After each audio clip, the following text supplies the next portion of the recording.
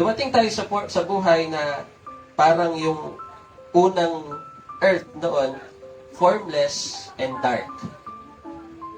Yun yung times na hindi natin alam yung direksyon, yun yung times na hindi natin alam yung kalooban ng Diyos sa buhay natin, yun yung times na magulo yung ating isip, yun yung times na nakalulong tayo sa bisyo, yun yung times na magulo yung ating pamilya, formless and dark. Ngayon, anong nakita ng Panginoon na dapat ibigay sa ganong klase ng sitwasyon?